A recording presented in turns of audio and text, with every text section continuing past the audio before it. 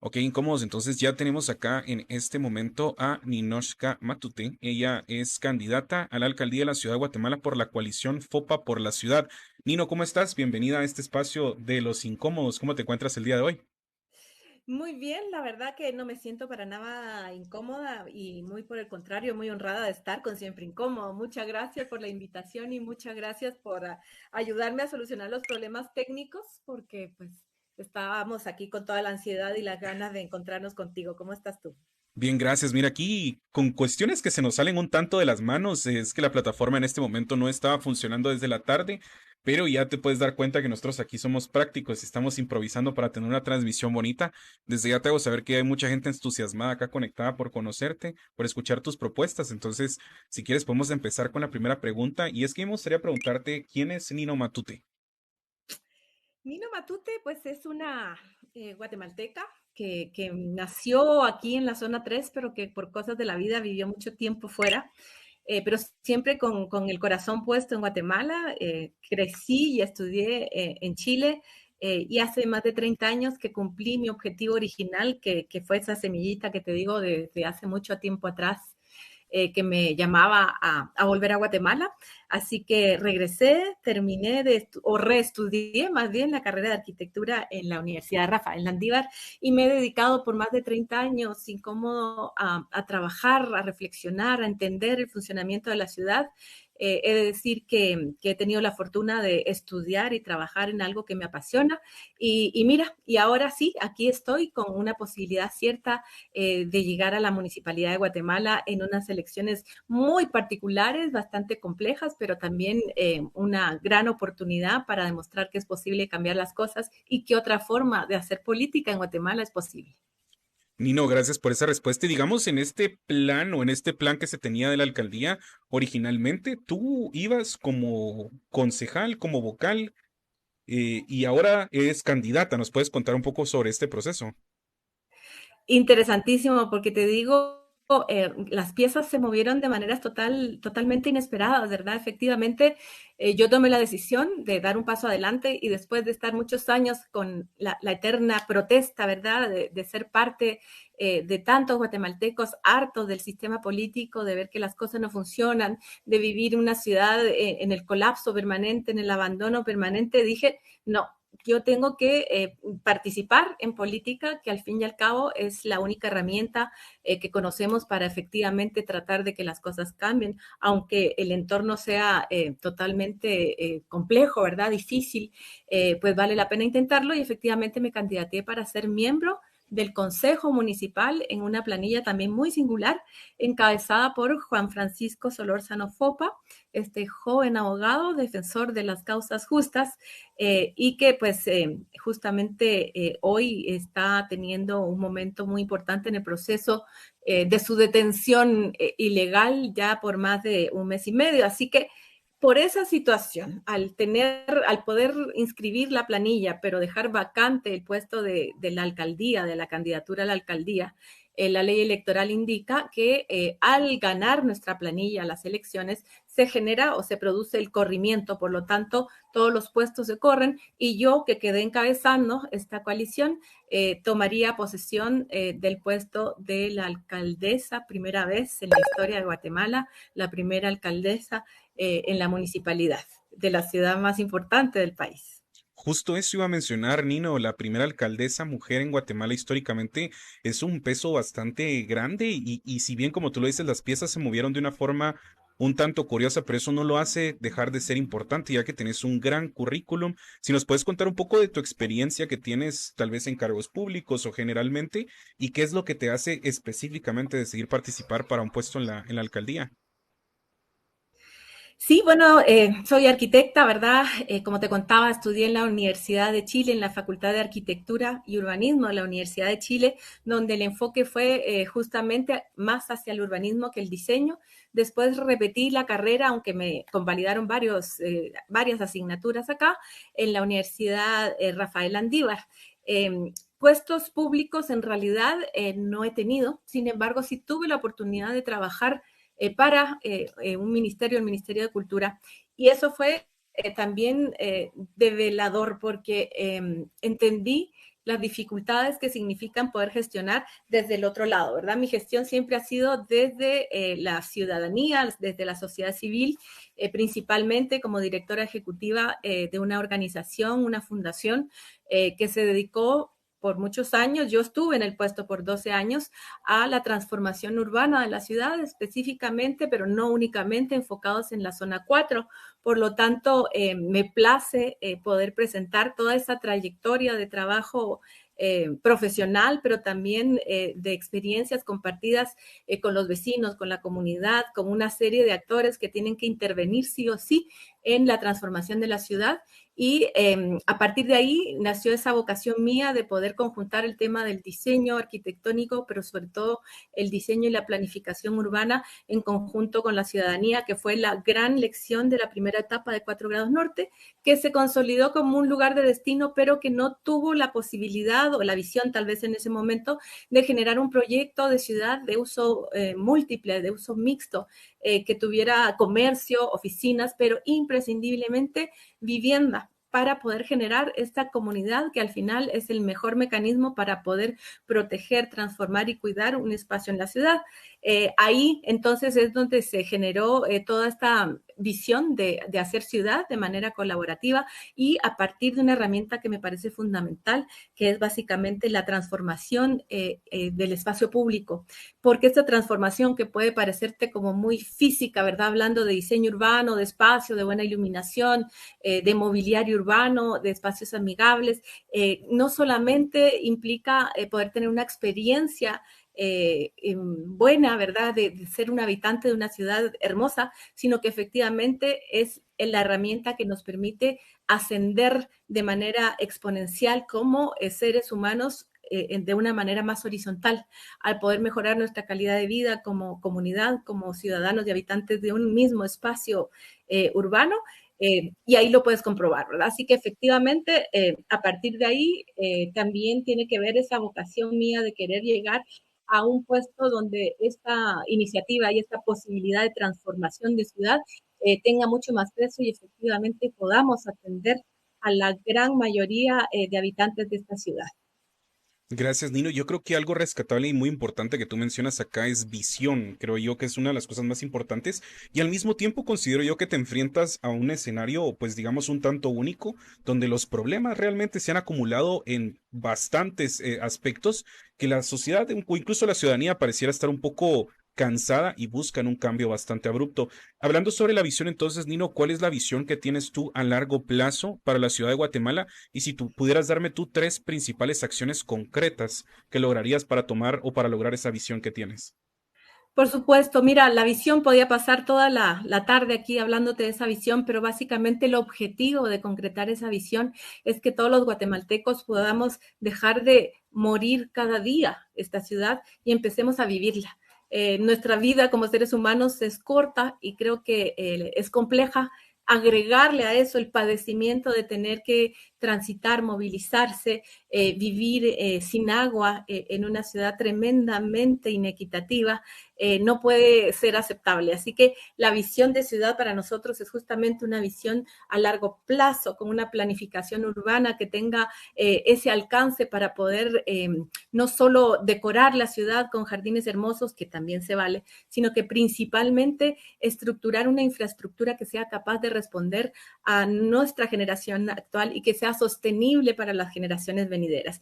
Y eso implica un montón de cosas, pero si entramos más de lleno en los proyectos, en los ejes de nuestro programa municipal, he de decirte que son 10 puntos que nos parecen esenciales. Por supuesto que hay que priorizar y 3 es el número clave, pero antes de entrar en esos 3, a mí me gustaría destacar 2 puntos que son imprescindibles para poder hacer un buen proyecto municipal.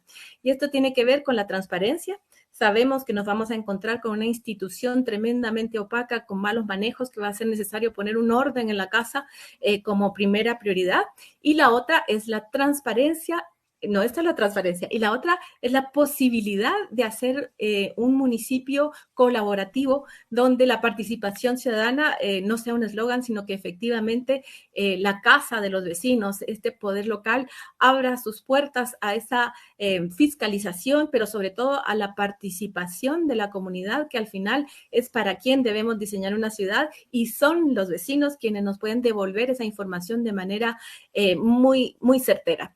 Esos dos ejes son transversales a cualquier proyecto que queramos implementar.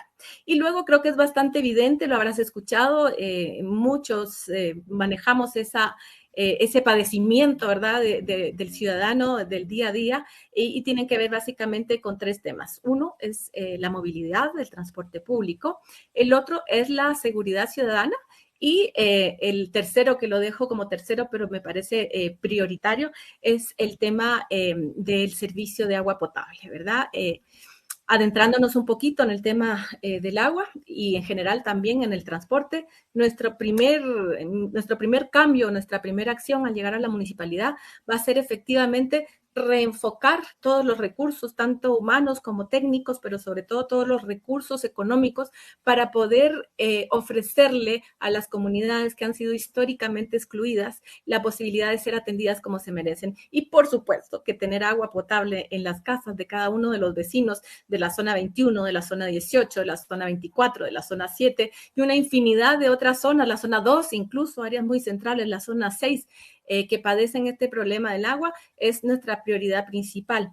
¿Cómo lo vamos a hacer? Pues hay que entrarle de lleno a una reingeniería que nos permita reestructurar la empresa municipal de agua que fue creada por el único gran alcalde que ha tenido esta ciudad, Manuel Colomargueta, con una visión de largo plazo, efectivamente, pero que quedó ahí estancada en un pasado que al día de hoy nos mantiene en la zozobra permanente. Sabemos bien que los colectores ya no dan abasto, ¿verdad? La ciudad se ha multiplicado. Sabemos bien que hay un porcentaje importantísimo del fugas de agua que son inaceptables por falta de mantenimiento. Sabemos bien, por ejemplo, que de manera inexplicable e inaceptable también las aguas negras van al mismo colector que las aguas pluviales. Tenemos que separar eso y generar todas las posibilidades o todas las técnicas que nos permitan recolectar, cultivar, tratar, reusar y mantener un círculo de economía para poder optimizar el uso del agua. El agua, la falta de agua, es claramente una decisión política de esta administración que tiene que ver con el abandono y la incapacidad técnica y quién sabe cuántos otros malos manejos, pero el líquido vital existe. Lo vemos cuando en época de no lluvia ves pipas regando los hermosos jardines de la zona 14, la zona 13, la Avenida Las Américas. Está muy bien, por supuesto, pero que no puede ser aceptable cuando ves que hay muchas familias que no tienen agua para cocinar, para la higiene, para vivir. Definitivamente eso no es aceptable y es el momento entonces de tener esa visión y poder planificar una ciudad que esté capacitada para responder de mejor manera a los retos del cambio climático, empezar a exigir o a incentivar más bien la posibilidad de recuperar la permeabilidad en la ciudad, dejar de estar impermeabilizando. Esas son herramientas que la municipalidad puede implementar, incentivando la colaboración de los desarrolladores y de los mismos vecinos. Hacer cosechas de agua de lluvia, tanto en las viviendas como en las comunidades. Y finalmente, pues sí, atender con toda esta posibilidad, recuperar las plantas de tratamiento, ordenar el tema de perforación de los pozos privados, que es un desorden total, poner orden en la casa, hacer cumplir los reglamentos, pero sobre todo atender a las comunidades que han sido permanentemente excluidas. No sé si sigo con el tema del No, transporte o sí, tú me... me parece magnífico, Nino, y una de las cosas que tengo que resaltar es que tienes muy exacto el diagnóstico de la ciudad de Guatemala. Y dicho esto, me llamaba mucho la atención que mencionabas a Manuel Colo Margueta. Estamos hablando de que su periodo termina en 1974. Estamos hablando más o menos de entre 48 y 49 años, prácticamente de un abandono total por parte de una alcaldía que se ha dedicado prácticamente a dar muy pequeños avances en esta cuestión de desarrollo. Dicho esto, entonces, digamos, ¿tú consideras que el problema este del tránsito es el más apremiante que enfrenta la ciudad actualmente? Y, digamos, ¿de qué forma tienes previsto manejarlo de forma efectiva? Y si consideras que 4 años es suficiente para darle una solución. Sin duda alguna, ¿verdad? Independientemente del tema vital del agua, el siguiente tema es el tema de la movilidad y tener claridad que cuando hablamos del tráfico, efectivamente es un tema que está directamente relacionado con el tema del transporte público.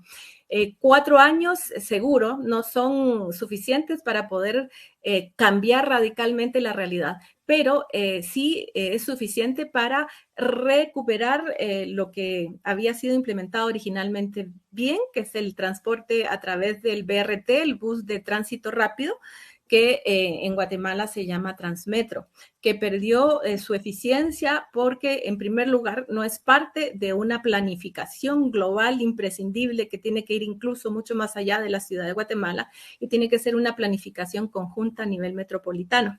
Pero el Transmetro tiene que circular en carriles exclusivos. Para ser eficiente, para poder no ser un bulto más dentro de la ya congestionada calle, donde hay muchos y muchos vehículos particulares, usando un gran metraje cúbico de espacio urbano que debería estar privilegiando el uso masivo de un transporte colectivo en vez del uso particular de un vehículo individual. Para que esto funcione además y para que efectivamente recuperemos la posibilidad que muchas familias han perdido de poder movilizarse desde las áreas periféricas o más alejadas de la ciudad a las áreas centrales donde está el 70% de los trabajos, ¿verdad? En la zona 14, la zona 10, la zona 9, la zona 1. Para que esto sea funcional necesitamos tener toda una red de buses alimentadores que acerquen a las personas con rutas cortas que tienen que ser idealmente de energía eléctrica, ¿verdad? Tenemos que empezar a hacer ese cambio a un sistema de energía renovable. Y alimentar entonces el transporte público del BRT. Adicionalmente a esto, y por eso te digo que es un plan de planificación urbana macro que debe implementar diferentes modos para poder movilizarse.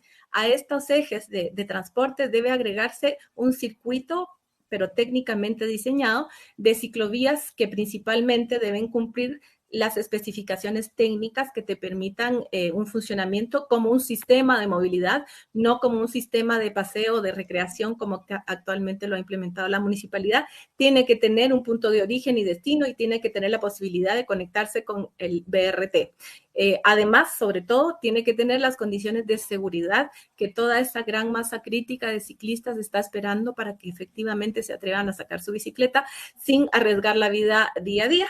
Y finalmente, incómodo, un tema que a mí me apasiona mucho porque efectivamente la movilidad más eficiente y sostenible es la que hacemos con nuestro propio esfuerzo en la bicicleta, pero también la más vieja y humana manera de movernos, que es caminando. Para eso tenemos que hacer un gran proyecto de banquetización que cumpla con las especificaciones de la movilidad universal. Esto quiere decir que cualquier persona pueda tener accesibilidad a través de rampas para quienes tienen la movilidad restringida en silla de ruedas, no videntes, mamás con niños, en fin, retransformar esa ciudad en espacios que nos permitan efectivamente sentirnos seguros y poder tener esa conectividad y ese poder de decisión de caminar. Para eso también puedes generar pequeños centros urbanos que te lleven los servicios a tu comunidad. Esa es otra estrategia. Por ejemplo, que puedas tener farmacias, hospitales, todos los servicios en un circuito caminable de 15 minutos. Eso también ayuda a desfogar el tráfico vehicular. Así que por ahí va más o menos el planteamiento de la movilidad sostenible y la necesidad de cambiar este padecimiento que va a afectar positivamente a la cantidad de tráfico que vivimos. Y por último, también decirte que el reenfoque tiene que ser a inversiones que beneficien el transporte público y no como actualmente se hace, que se invierte una gran cantidad de plata en pasos a desnivel enfocados otra vez al vehículo particular, que son totalmente ineficientes y eso también lo sabemos cada uno de nosotros. Estoy segura que tú, yo y todos los que nos están viendo preferirían tomar un transporte colectivo a seguir padeciendo el tráfico de 3 horas diariamente para ir y venir en un vehículo que además ocupa demasiado espacio valioso en la ciudad. Ok, gracias Nino. Yo creo que tocas un punto muy importante y es actualmente, ya que digamos la Municipalidad de Guatemala, si bien no tiene vías exclusivas, cuenta con un transporte de esa forma y también hay ciertas ciclovías, pero pareciera que tú tienes una propuesta un tanto diferente a esta o mejorarías lo que actualmente está.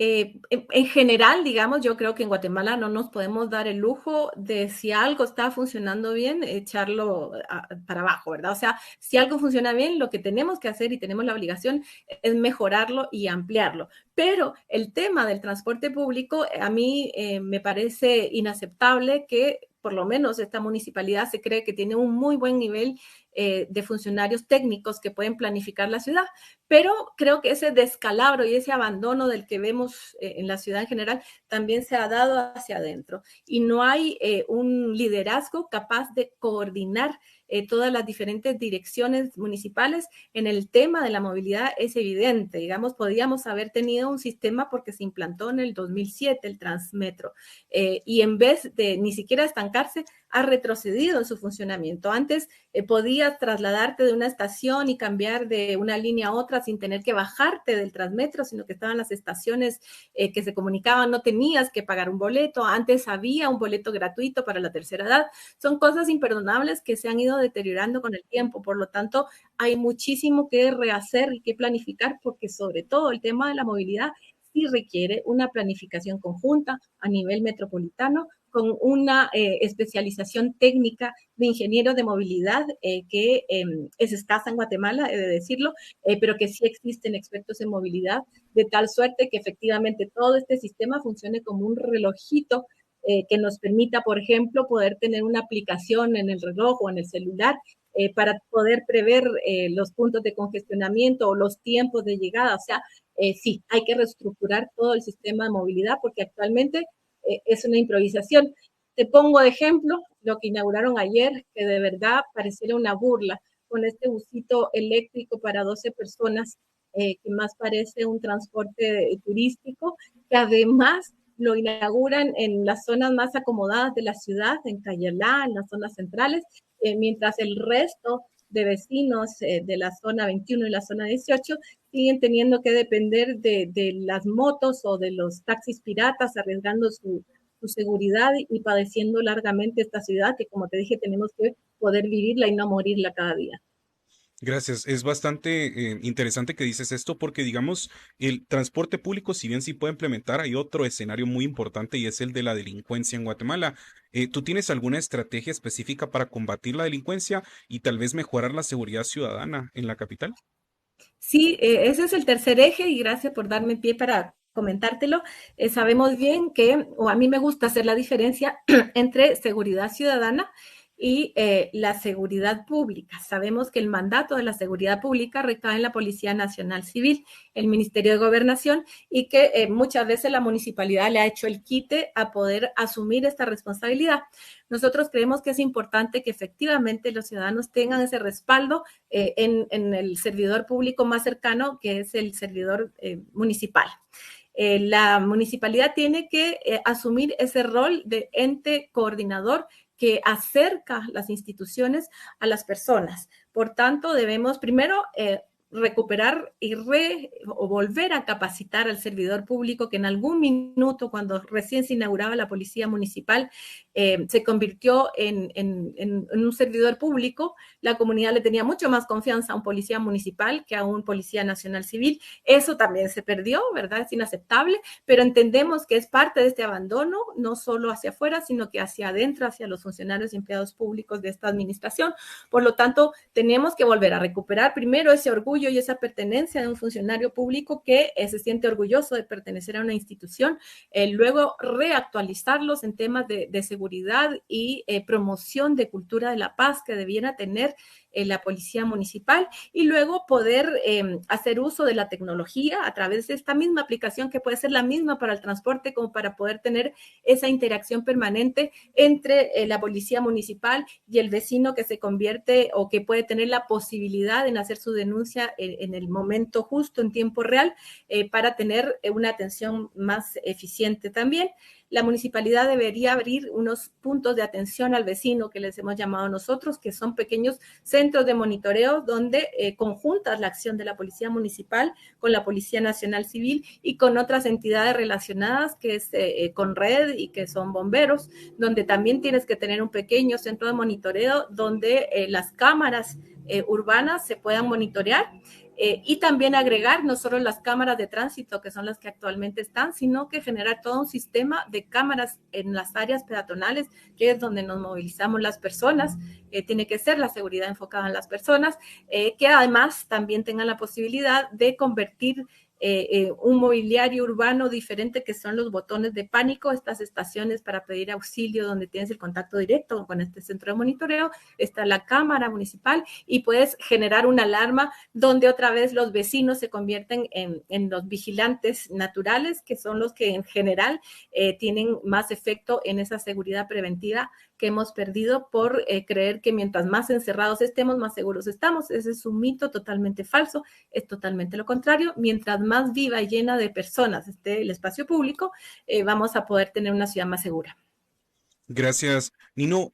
Una pregunta que yo creo que muy pocas veces se ha realizado y es que nosotros sabemos que dentro de la municipalidad existe una cantidad de trabajadores bastante grande que incluso podrían tener cierta incidencia en el voto o en la elección de alcaldes. Muchos de ellos han expresado abiertamente que se ven un poco coaccionados a tomar una decisión por la misma, por el mismo temor de perder su trabajo. ¿Tú qué le dirías a este trabajador que probablemente esté harto porque vive en la misma ciudad capital, pero por este tipo de cuestiones o por el miedo a perder su trabajo, probablemente vaya a realizar el mismo voto? Sí, la verdad eso es imperdonable, esa coacción, esa amenaza permanente en la que en varias instituciones, de hecho, pero principalmente en la municipalidad, ha trascendido cada vez que hay campaña, se ven obligados y lo hacen bajo estrategias verdaderamente maquiavélicas en pequeños grupos donde les indican que tienen que ir a banderear a tal hora, donde el mismo empleado municipal tiene que sufragar sus gastos de transporte. Es imperdonable. Yo les diría en primera instancia a estos empleados públicos que dentro de nuestras principales iniciativas está el hecho de dignificar la labor municipal, el hecho de poder tener una certeza, de poder hacer una carrera como funcionario municipal, tener una contratación que le reconozca todos los beneficios que debe tener un empleado público, eso que lo den por hecho. Y también recordarles que finalmente el voto es secreto y que entendemos bien la obligación o la presión que sienten en estos momentos, pero que definitivamente ellos están en la libertad de poder votar por alternativas serias y posibles como la nuestra. Gracias. Y retrocediendo un poco a esta misma iniciativa que tú dices, FOPA por la Ciudad nace de una coalición, yo podría hablar un tanto histórica o única que no se veía desde hace muchos años en varios partidos políticos y que se unieran, digamos, a una alcaldía. ¿Cómo nace esta coalición entre tres partidos políticos, si no estoy mal? Así es. Me encanta que hayas usado los calificativos que yo uso también. A mí me parece un hecho bastante relevante en la historia, un hecho histórico, el poder generar una alianza, y no de dos, sino más bien de tres partidos. Me sirve mucho para dar una luz al final del túnel. Es un tema que en Guatemala, y no solo en Guatemala, en general, en política cuesta mucho poder reunir en torno a un objetivo mayor, que finalmente es la construcción, en este caso, de una mejor ciudad, pero al final de un mejor país. Sabemos bien que ante un sistema que ahí sí es muy eficiente, que ha cooptado todas las instituciones del Estado, lo único que nos queda es encontrar esas alianzas que nos permitan generar esos mínimos comunes, esas bases sobre las cuales podemos empezar a construir este proyecto colectivo, en este caso de ciudad. Liderar una coalición, como finalmente en este momento histórico me ha tocado, ha sido una responsabilidad ciertamente mayor, pero también ha sido un compromiso que me permite entender que estamos haciendo historia. Por eso yo llamo a todas las personas que nos ven. Yo sé que nuestro público en este minuto es un público joven que está harto de pensar en seguir en este sistema.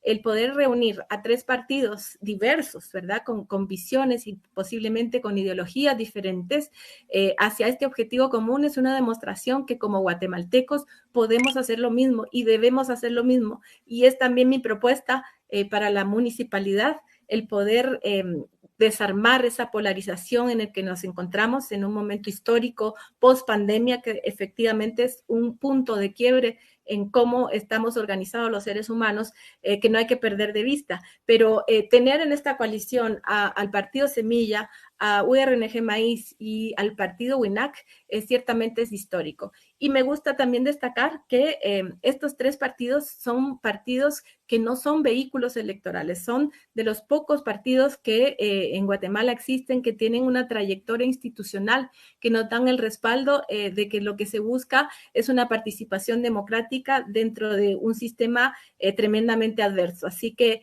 efectivamente me parece un logro histórico y una manera muy evidente de representar un futuro que yo lo veo con ojos optimistas. La verdad pienso que si logramos romper el sistema como lo estamos logrando, estaremos dando luces para entender que en Guatemala es posible tener gente que quiera llegar al servicio público con ese sentimiento de servir a la comunidad y no de aprovecharse de los puestos para beneficio personal.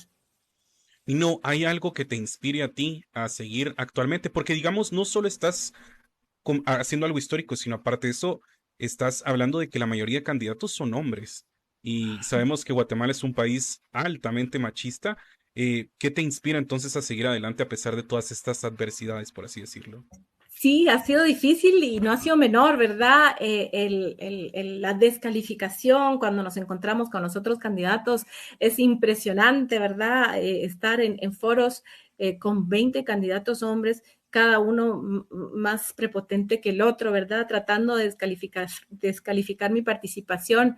En fin, a mí lo que me inspiró, y de hecho desde un principio, es poder inspirar en general a la juventud que vivimos en un país tan duro donde los jóvenes de todas, porque es transversal, de todas las clases sociales, hay quienes migran por sobrevivencia, ¿no es cierto? Y que devuelven a Guatemala y nos mantienen con una macroeconomía estable, todos los migrantes que salen del país, pero también hay una juventud que logra graduarse con muchos privilegios y también con muchos sacrificios, que logra graduarse primero del colegio y posiblemente de la universidad, y que su único objetivo es salir del país. Creo que poder darle esa inspiración a los jóvenes que entiendan que no todo está perdido en Guatemala, es de las cosas que más me inspiran. Y muy particularmente, y cómo inspirar a las mujeres en general, porque hay un temor muy grande que yo, por cierto, lo viví en el momento de decidir dar este paso, y lo vivo permanentemente a lo largo de la campaña. Me imagino que a la hora de ejercer el cargo también lo voy a sentir, ¿verdad? Pero es importante tener esos espacios, ver que si no soy yo, ¿quién? Si no es ahora, ¿cuándo? Y te quería contar que durante estos días, de las cosas más enriquecedoras que he podido vivir es efectivamente tener la oportunidad de conocer muchas personas, muchos barrios, muchas comunidades, y encontrar en esos encuentros una generación empoderada, capaz, comprometida, muy clara y dispuesta a dar la lucha por su comunidad. Y casualmente la mayoría son lideresas mujeres. Al encontrar estos pequeños nichos, que al final no son tan pequeños, porque si yo lo veo acá en la ciudad, me da pie para entender qué pasa a nivel nacional. Entonces yo me convenzo de que no todo está perdido, de que hay esperanza y de que tenemos una increíble capacidad humana, un increíble compromiso de esta generación, de estas generaciones de mujeres o jóvenes en general, que tienen esa visión y que están haciendo desde sus pequeños espacios el gran cambio. Están asumiendo liderazgos interesantes y que me permiten entender que tenemos material para reconstruir este país y tenemos el material de mejor calidad, que es la calidad humana, el compromiso y la capacidad. Y eso de verdad me emociona, eso me inspira y me motiva para seguir adelante con todo hasta el final. Muchas gracias, Nino, por esa respuesta. Y hablando un poco sobre las comunidades, al menos yo soy de zona roja y te puedo decir que cuando uno habla mucho con los vecinos, muchos recuerdan varios programas sociales que con el tiempo se han ido desgastando, han perdido su calidad, han perdido incluso su disponibilidad para tener incluso más personas que participen. ¿Tú tienes algún plan nuevo que pueda fomentar, digamos, la formación ciudadana, que la gente pueda aprender tocar algún instrumento, actividades de ese tipo que antes se tenían y ahora actualmente no se tienen o no se cuenta con esos espacios. Sí, definitivamente creo que en el tema del arte, de la capacitación, está la clave y hay proyectos que lamentablemente, como tú dices, venían funcionando muy bien en la municipalidad. Por supuesto que si hay algo que funciona bien, lo vamos a recuperar, pero y ampliar y mejorar, ¿verdad? Pero lo que no vamos a permitir es que se instrumentalice estas propuestas de una manera electoral, ¿verdad? Que se desvíe el sentido.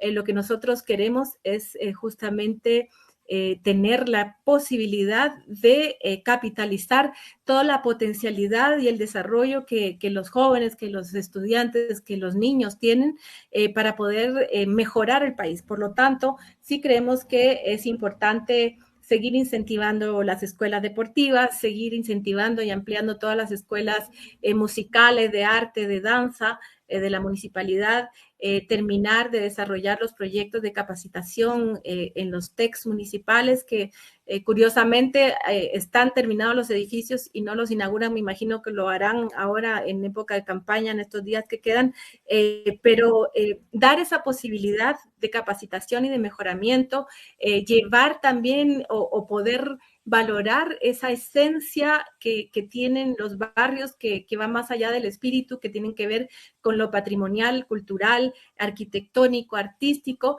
que permita generar una economía local a través de estas economías creativas que el BID define como la economía naranja, que por ejemplo nos permitan recuperar casas de personajes históricos como en la zona 1, la casa de Miguel Ángel Asturias, que al final son estrategias que te pueden parecer muy puntuales, pero que a su alrededor generan todo un desarrollo, detonan todo un desarrollo y una economía local en torno justamente a qué, al patrimonio y a la cultura. Eso lo vamos a hacer. Eso también es un tema que yo quiero poder implementar en los mercados. Los mercados son el punto neurálgico de la economía local, pero también del intercambio social, donde toda aquella riqueza cultural, gastronómica se concentra y donde estos mercados trabajado siempre de manera colectiva con los vecinos, con los vendedores del lugar, se pueden transformar en esos pequeños focos de desarrollo y de economías locales que permitan revitalizar de una manera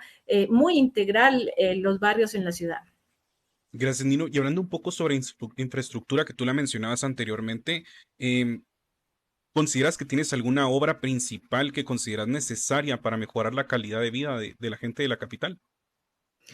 Tengo incómodo un proyecto que es mi proyecto regalón, no es como mi proyecto favorito porque es el sueño compartido, que no es solo mío, hay una gran comunidad de personas con las que lo hemos venido diseñando, soñando, practicando, que tiene que ver con la habilitación participativa de los barrancos.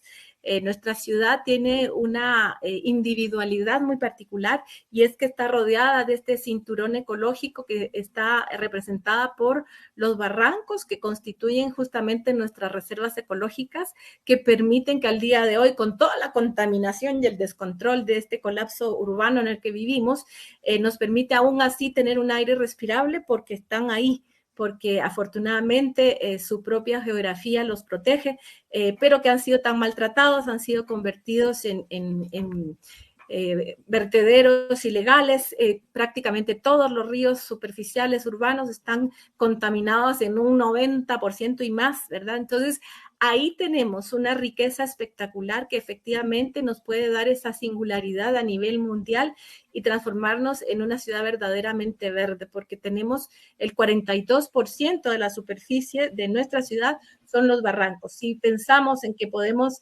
transformarlos en estos parques, en estos espacios seguros de encuentro para hacer deporte, para generar cultura, para hacer festivales y que al mismo tiempo nos permita, en vez de dividir la ciudad, nos permita conectarla a través de movilidad sostenible, que quiere decir en puentes de ciclistas y peatonales, zafarnos del vehículo particular.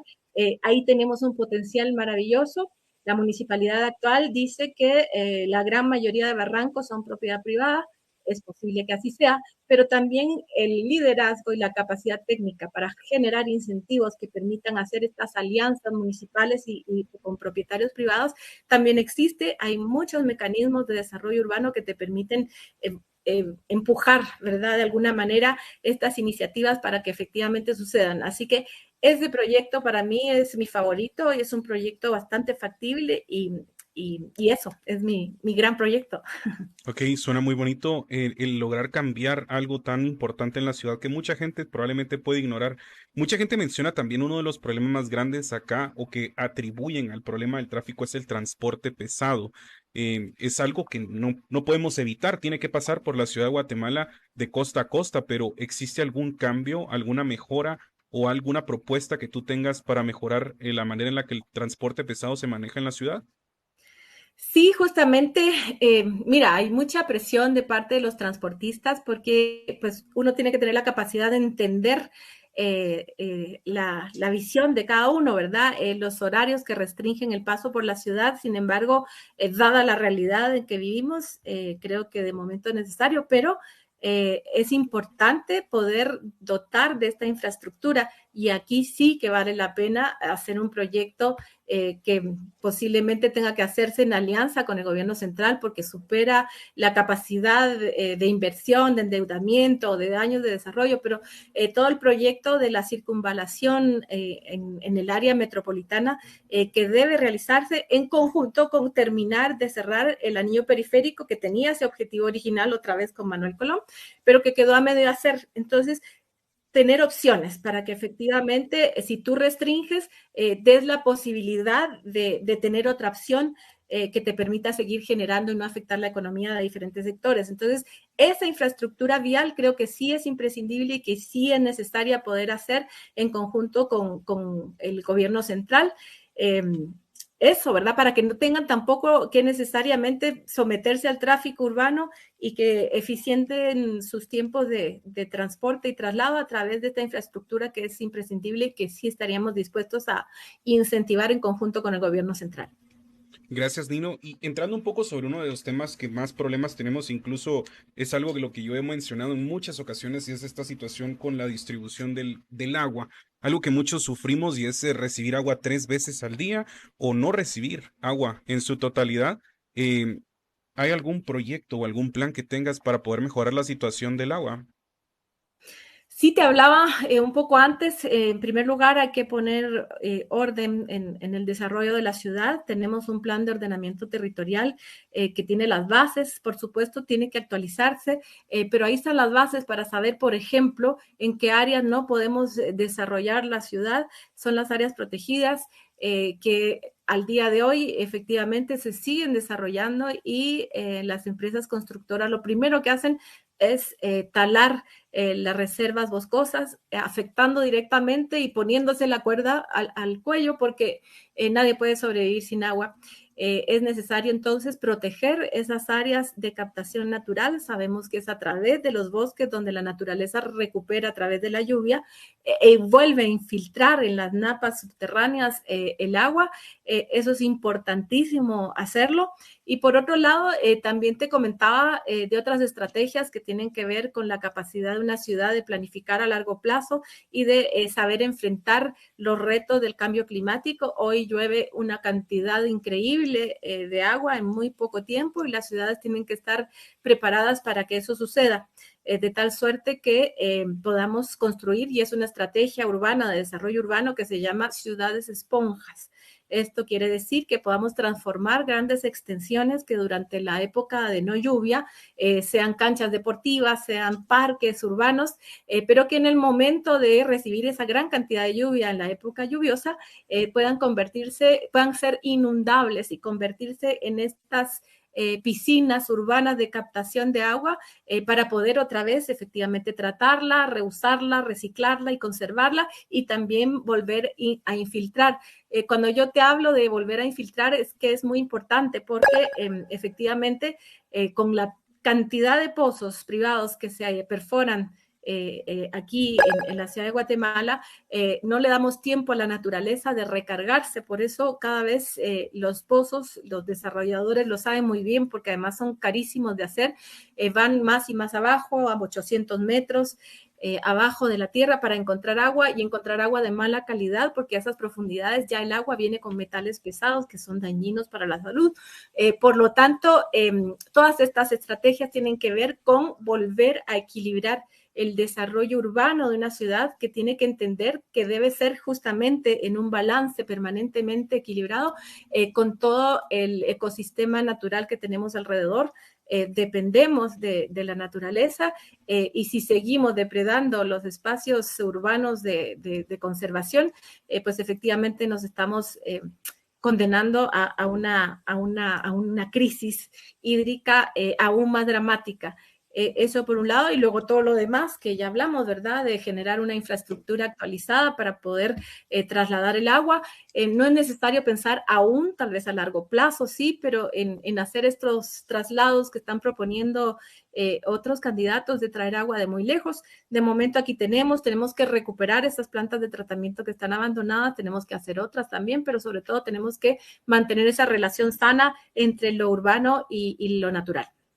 Gracias, Nino. Hay algo que me causa un poco de curiosidad cuando hablas sobre la lluvia, y creo que también muchos nos puede llegar a causar un poco de miedo, y es que tenemos el antecedente de socavamientos, de que hay muchas tuberías de las cuales las personas conocen hasta que existe un colapso. Te pongo el ejemplo del hoyo en el barrio San Antonio o en la zona 2 de, de Guatemala, e incluso el de CA9 en la carretera de Villanueva, que si bien no es jurisdicción, pues sí refleja un desconocimiento sobre la topografía de Guatemala. ¿Entre tu plan existe alguna posibilidad de poder tener acceso a esa información para poder saber también cómo tratar este tipo de cuestiones sobre el tratamiento de aguas negras, y cómo poder regresar esa agua al mismo tiempo? Sí, esto es parte de la prioridad de esa reestructuración imprescindible para una empresa municipal que está totalmente aislada y totalmente desactualizada. Efectivamente, no hay información de cómo está la distribución de colectores, ni mucho menos de su estado actual. Por eso andamos siempre con esa angustia de que en cualquier momento la tierra se nos abre bajo los pies. Eso es imprescindible, y lo que sucede es que es una inversión enorme, ¿verdad? Tanto en financieramente como en capacidad técnica, porque prácticamente hay que partir de cero y tener la capacidad de planificar la ciudad a largo plazo. La ciudad va a seguir creciendo, esperamos que de una manera mucho más ordenada, en todo caso, que eso facilita mucho poder calcular exactamente qué nivel o qué tamaño de instalaciones necesitamos, porque necesitamos operativizar de una manera más eficiente toda la infraestructura urbana. Esto quiere decir que podamos densificar las áreas centrales de la ciudad y dejar de seguir extendiéndonos en los márgenes de la ciudad, que eso genera primero una muy mala calidad de vida con el tema del transporte, y luego altos costos para poder urbanizar áreas que están sumamente alejadas y que necesitan tener estos servicios. Así que primordial reestructurar todo el diseño, actualizar las necesidades de la ciudad y emprender temas básicos que actualmente no funcionan así, para poder separar las aguas negras, tratarlas debidamente desde el 2006, el 236-2006, un acuerdo gubernativo que de manera incomprensible se sigue postergando, que obliga a los municipios a hacer el tratamiento adecuado de las aguas servidas, de tal manera de devolverlas a la naturaleza con el tratamiento necesario y el adecuado manejo de los lodos. Eso es imprescindible poder aprobarlo, por eso es importante también tener un diálogo permanente a nivel de municipio, Congreso, y a nivel de municipio, gobierno central. El tema de la ley de aguas es un tema que también tenemos que trabajar en conjunto con el Congreso de la República, que no se puede seguir postergando. En fin, hay muchas necesidades, pero también hay mucha visión y capacidad técnica para poder enfrentar los desafíos. Sabemos bien que es a largo plazo, sabemos bien que la gente lo puede entender, ¿verdad? En la medida que tu comunicación institucional sea cercana, sea transparente, sea permanente y sea eficiente, y eso es parte de los ejes principales de nuestra propuesta. Gracias, Nino. Una propuesta un tanto que cambia la forma en la que estamos acostumbrados a cómo funciona una municipalidad y algo que me llama la atención es que hablas mucho sobre participación ciudadana. Mi pregunta es exactamente qué papel juega la ciudadanía entonces en tu gobierno, en la forma en la que vas a llevar la municipalidad. Sí, luego, primero, hacer notar que el poder local es justamente eso, es el poder local, es lo que la simbolización del Estado más cercano a la comunidad, esas son las municipalidades y así deberían actuar. Lamentablemente aquí se han manejado como una especie de fortaleza de una élite que está totalmente desconectada de la realidad y de las necesidades de los vecinos de la ciudad de Guatemala. Son ciudadanos de primera clase que no tienen ni el más mínimo interés y lo puedes ver claramente como durante toda esta campaña el alcalde Quiñones no ha aparecido en un solo foro público, es un desprecio total. De la misma manera, su equivalente Roberto González, que al final son los que conforman un consejo municipal que ha estado totalmente invisibilizado por todos estos años en que ni siquiera opinan, proponen y mucho menos fiscalizan. Es un dejar hacer total y la gente incluso no sabe que existe ese consejo municipal y que al votar por el alcalde creen que votan por el candidato, pero no, están votando también para que se integre una corporación municipal que está representada por los concejales y los síndicos que tienen la función primordial de fiscalizar y de proponer proyectos. Por lo tanto, de cualquier manera, nosotros vamos a cambiar esa dinámica. Si llegamos al Consejo, vamos a hacer, ojalá que no sea una oposición, porque idealmente vamos a ganar, pero vamos a hacer una participación activa. Hablábamos siempre en el equipo y también con las personas que han abierto sus puertas en las comunidades, en sus casas, en los barrios, que en nuestra administración no es solamente en campaña, no es que incluso se abran las puertas, que así va a ser, sino que nos interesa llevar los consejos municipales a las comunidades, poder abrir los espacios para tener esos cabildos abiertos de intercambio de información. Hay un arquitecto chileno que yo admiro mucho, que es Alejandro Aravena, con un trabajo impecable en temas de desarrollo de vivienda social, que él dice que es imprescindible poder hacer esta colaboración directa entre los técnicos y la comunidad y dejar que esta relación sea vertical desde arriba de los técnicos que creen saberlo todo hacia abajo, sino que muy por el contrario, tiene que venir de abajo hacia arriba, desde los vecinos que conocen sus necesidades, que conocen su comunidad y que son quienes nos pueden ayudar no a encontrar las respuestas adecuadas, sino, como dice Aravena, a encontrar la pregunta correcta para poder dar la respuesta correcta. Así que sí, la comunidad tiene un papel primordial, por eso estamos llamando a hacer un proyecto colectivo de ciudad en el que la municipalidad y la comunidad y los vecinos tienen una colaboración permanente y una comunicación permanente para poder efectivamente construir una ciudad que sea eficiente para todos y justa para todos. Gracias, Dino. Algo que me causó mucha curiosidad a mí fue que esta semana te cuento que entrevisté, tuve la oportunidad de entrevistar a un candidato alcalde para Villanueva y él me comentaba que una de las cuestiones más complicadas actualmente en este momento es tener comunicación con otras alcaldías y probablemente por ahí puede también existir una solución para el transporte público, para el tráfico, ya que muchas personas vienen desde Misco, desde Villanueva, desde Ciudad Quetzal a trabajar a la ciudad capital y aportan a este tráfico. ¿De qué forma piensas abordar tú el trabajo con municipalidades aledañas como por ejemplo Villanueva o Misco?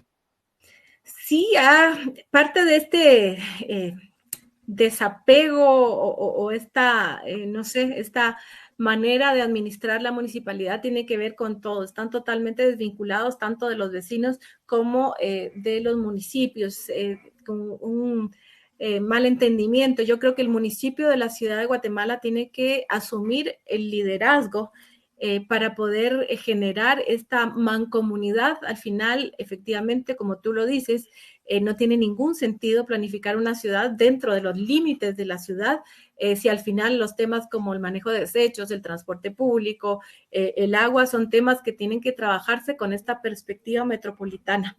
Existen las herramientas para que efectivamente se conforme esta entidad intermunicipal de colaboración permanente. Yo creo que esa arrogancia con que se ha mantenido la municipalidad unionista desde Arzú hasta el día de hoy debe cambiar y debemos tener la suficiente capacidad para entender que en la medida que podamos gestar esa visión de largo plazo mancomunadamente, vamos a tener una ciudad funcional y además más sostenible, porque todos dependemos de todos. Temas como el manejo de desechos es un tema que tiene que ser colaborativo y que tiene que implicar la participación de todos los municipios de la gran área metropolitana.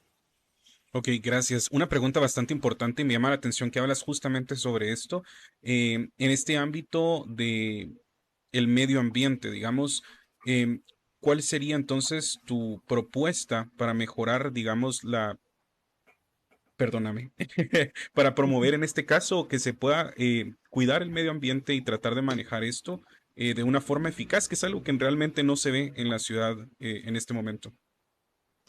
Sí, bueno, hay muchos temas, ¿verdad? Primordialmente poder entender que la ciudad tiene que tener también un enfoque desde la ciencia.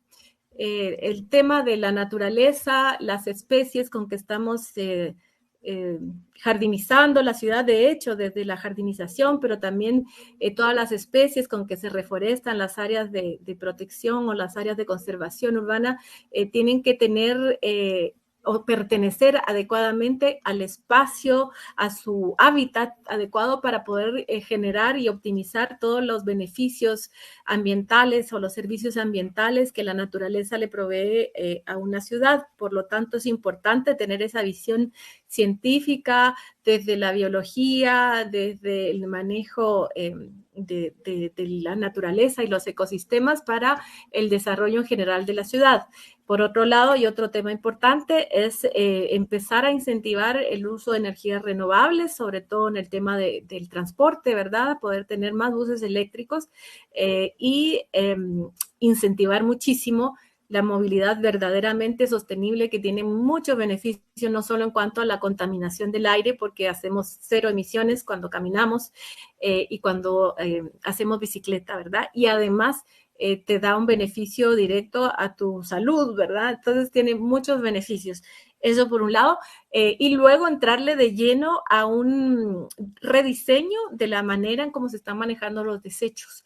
Sabemos que el vertedero de la zona 3 está colapsado, que se ha hecho recientemente una mejora actual, pero que aún es necesario que todo el proceso y el manejo del vertedero de la zona 3 se optimice y se tecnifique de las maneras que la tecnología nos permite actualmente, pero no puede solo. Entonces, nuestra propuesta en el manejo de desechos es poder generar una serie de subestaciones intermedias en las áreas periurbanas de la ciudad que nos permitan, por ejemplo, optimizar un tema que a partir del mes de agosto es ya una obligación, el hecho de separar desde la casa en reciclables, en no reciclables y en orgánicos desde la casa y que podamos recibirlos en estas subestaciones que están más cercanas al lugar donde se genera la basura, por lo tanto ya es un ahorro importante en el tema del transporte de la basura. En estas subestaciones se puede entonces tratar adecuadamente la clasificación, poder separar todo lo que es reciclable y vendible, porque entonces los desechos ya no son desechos, sino que tienen un valor monetario que puedes aprovechar de manera comunitaria para trabajarlo con la comunidad o también directamente como ingresos para la municipalidad. Puedes hacer una gran compostera comunitaria que te permita generar la tierra fértil para la jardinización y para la recuperación de los bosques de la ciudad y tratar los líquidos lixiviados de la mejor manera técnica en las lagunas del manejo de estos líquidos y finalmente solo llegar a la zona 3 con los desechos que ya no tienen otra posibilidad, ¿verdad? De último uso o última posibilidad. Así creemos que es importante poder gestionar toda esta serie de proyectos que al final redundan justamente en lo que tú preguntabas, que tiene que ver con mejorar la calidad del aire, con mejorar el manejo de los desechos, con mejorar nuestra salud también. Ok, gracias Nino. Entramos entonces a la recta final porque tengo entendido que tienes otra entrevista a las 8 de la noche, entonces quiero dejarte que respires porque mucha gente está aquí admirada por todo el conocimiento que tienes. En esta última lo que hice fue compilar varios comentarios y varias situaciones que tal vez a muchos ciudadanos los terminaría de convencer para ver si votan por ti. Y digamos, son preocupaciones muy generales y también que me digas más o menos qué piensas, cuál es tu postura, de una forma bastante breve. Una de las que más me preguntaron fue, ¿cuál sería tu posición ante un seguro obligatorio para el transporte público para que cuidaran al pasajero?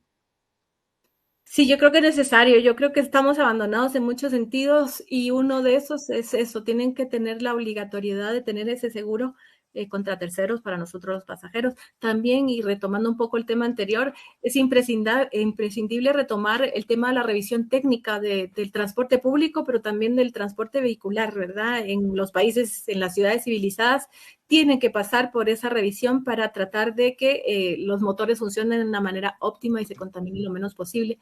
Así que sí, es importante.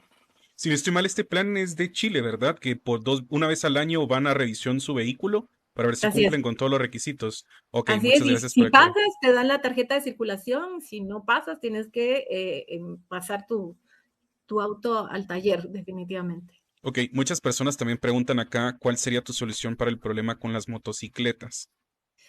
A mí siempre cuando me preguntan de ese tema me gusta hacer un llamado al entendimiento de por qué surgen las motocicletas y son la respuesta otra vez más al abandono de la municipalidad. Después de la pandemia desapareció todo ese transporte alimentador que podía acercar a las personas y de las áreas más lejanas de la ciudad.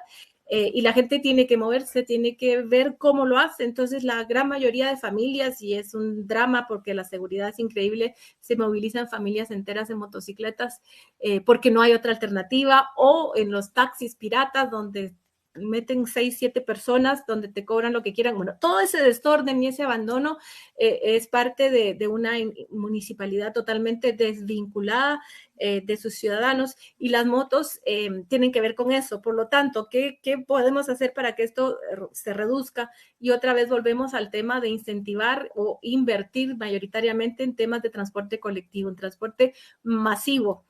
Tiene que ser porque cualquiera prefiere no arriesgar su seguridad y la de su familia si tiene la posibilidad de subirse a un bus que lo acerca, que lo lleva por una cuota razonable, pero de manera eficiente y sobre todo segura. Creo que eso aliviaría muchísimo.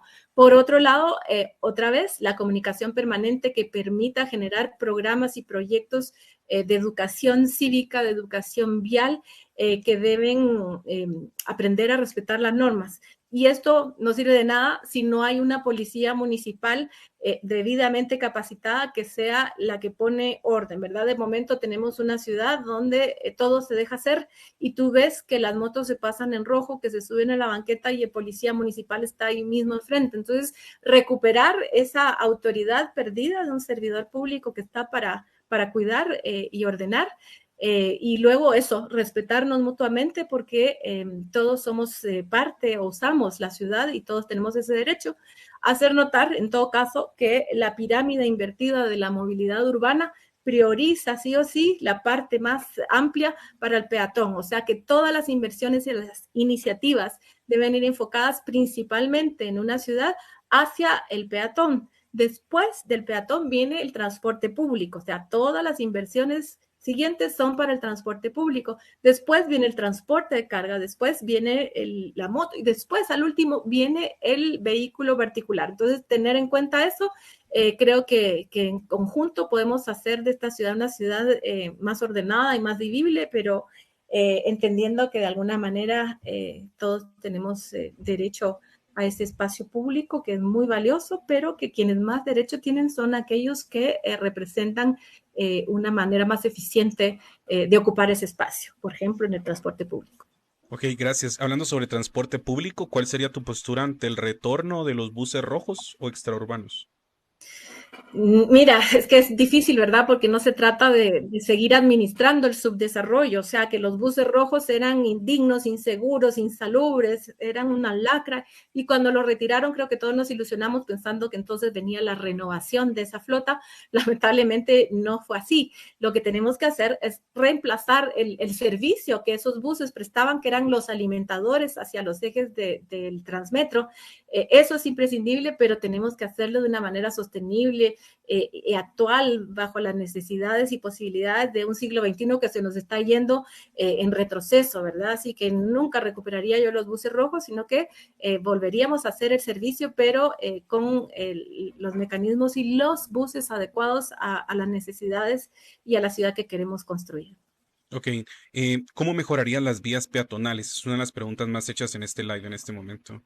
Bueno, eso me encanta, porque realmente en la medida que tengamos espacios públicos más hermosos, no solo va a mejorar nuestra autoestima, nuestra dinámica de relación humana, sino que efectivamente vamos a tener una ciudad más segura y más eficiente. ¿Cómo se mejora? Primero, generando muchos más espacios de encuentro. Esto quiere decir poder tener la posibilidad de transformar cualquier espacio residual de la ciudad en esas pequeñas plazas de bolsillo, o cualquier terreno abandonado que perfectamente en una alianza con el propietario se puede transformar otra vez en una pequeña plaza de encuentro, recuperar y abrir los parques, pero sobre todo dotar de manera transversal, tanto a las plazas, las banquetas y todo, del mobiliario urbano, de la banquetización que cumpla con los requerimientos básicos que tienen que ver con la señalética que va en el pavimento, con semáforos peatonales, con pasos a nivel para los peatones,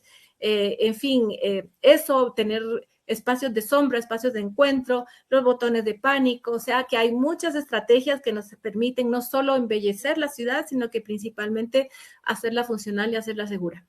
Ok, gracias. Mucha gente preguntó también, ¿mantendrías las carreras? Las carreras, sí, yo mantendría las carreras, creo que el deporte sano y esa fiesta cívica que se genera es interesante. Lo que sí cambiaría otra vez es el enfoque clientelar que se le ha dado a todas esas actividades. Aquí deberíamos incentivar el encuentro ciudadano, el deporte, pero no necesariamente para una imagen corporativa o individual de quien administra la ciudad. Ok, me preguntan también sobre las áreas verdes, pero específicamente las que son destrozadas o vulneradas por inmobiliarias. Pues sí, eso lo hablábamos antes, ¿verdad? Es imprescindible hacer cumplir el plan de ordenamiento territorial, hacer cumplir los reglamentos, trabajar en permanente comunicación con el INAP, que es quien exige o debe exigir que si una desarrolladora depreda un área forestal, tiene que compensarlo de una manera eficiente, clara y real en un espacio cercano donde desarrolla. Entonces, es eso, y si no, simplemente también la coerción, ¿verdad? Hacer cumplir las multas por esa depredación que lamentablemente ya no nos serviría para recuperar ese espacio, pero sí generar el precedente de que en la ciudad no hay impunidad. En la ciudad tiene que haber alguien que ponga orden y que haga cumplir las ordenanzas y los reglamentos. Ok, Nino, una muy importante y casi nunca la mencionan y son los animales callejeros, la adopción, la castración, hospitales. ¿Hay algún plan para ayudar a los peluditos y a los gatos que están en este momento en abandono? Uy, sí, somos animalistas 100% y hablo en plural porque creo que todos en el equipo lo somos. Es importante generar todos esos programas municipales de esterilización, de castración, de salud de los animalitos y los refugios. Actualmente hay varios y otra vez más, ¿verdad? Todo lo que está funcionando bien debe seguir funcionando, pero debemos poder tener la capacidad de ampliar los servicios y mejorarlos. Así que los animalitos sí son prioridad para nosotros, definitivamente. Muchas gracias. También me preguntaron qué pasaría con el comercio informal, lugares así como el Amate, la Bolívar. ¿Tienes algún plan para mejorar la calidad en la cual ellos trabajan? Fíjate tú que la ciudad es diversa y tenemos que entender que justamente en esa diversidad está nuestra riqueza. Pero como lo dije antes, ¿verdad? Es necesario poner orden y definir de alguna manera estrategias que al momento de restringirte tienen que darte una alternativa ojalá equivalente o mejor de cómo estás desarrollándote. El AMATE fue un experimento que permitió liberar del comercio informal la Sexta Avenida para revitalizarla y recuperarla. Se les dio esa oportunidad, hay falencias, la gente no está del todo contenta, pero creo que hay estrategias y sobre todo está la capacidad de tener ese liderazgo que te permita generar estos pactos de convivencia donde efectivamente lleguemos a una negociación que beneficia a la mayor cantidad de personas. Por supuesto, no siempre van a estar beneficiados todos, ¿verdad? Pero hay que encontrar esos puntos medios que nos permitan tener una convivencia sana en el caso de la informalidad o en muchos otros fenómenos sociales que se dan en el espacio público. Ok, gracias. Esta pregunta me la enviaron alrededor de 14 veces por mensaje directo y la persona le gustaría saber qué le dirías a Ricardo Quiñones, que está a cargo en este momento de la Municipalidad de Guatemala.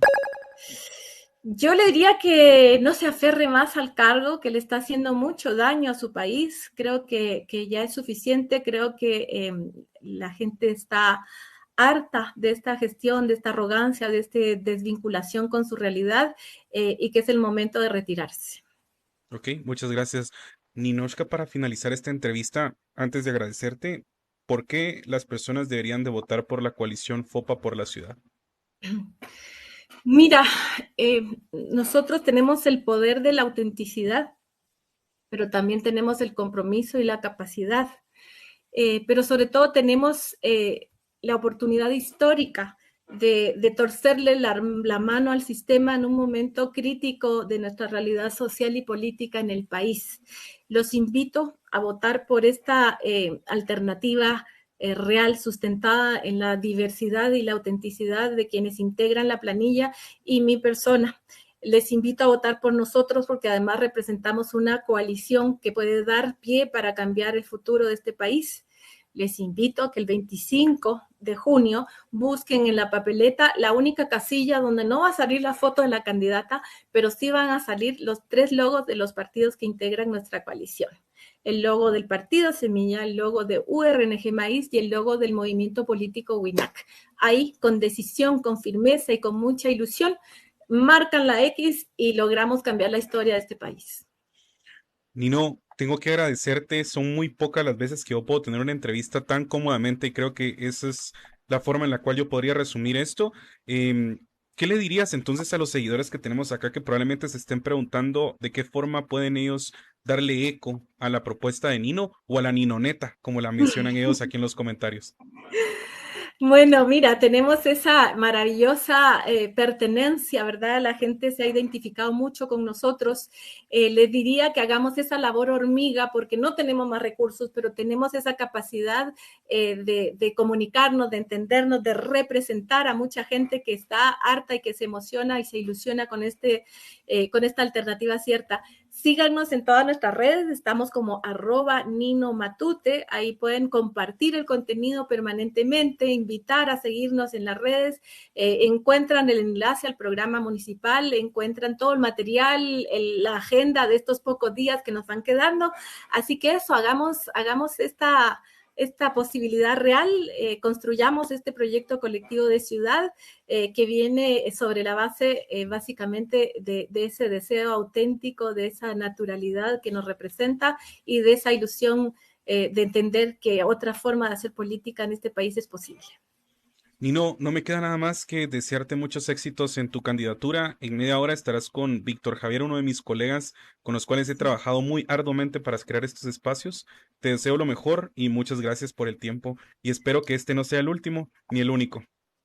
Encantada, te agradezco muchísimo el espacio. Lamentablemente no Sí, pude verte, pero me sentí siempre cómoda, nunca incómoda. Un abrazo grande y será hasta la siguiente entonces y nos vemos el 25 en las urnas. gracias Nino, que pases una muy feliz noche. Gracias por tu tiempo. Igualmente, buenas noches a todos. Chao, chao.